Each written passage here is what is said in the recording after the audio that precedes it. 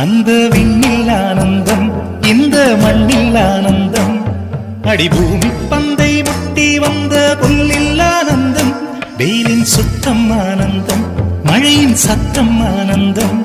அடமழையில் கூட சாயம் போகா வானவில் ஆனந்தம், வாழ்வில் நூறானந்தம், வாழ்வே பேரானந்தம், பெண்ணை நர எழுதும் சுயஜரிதம், அதில் அன்பே ஆனந்தம் ஆனந்தம் பச்சை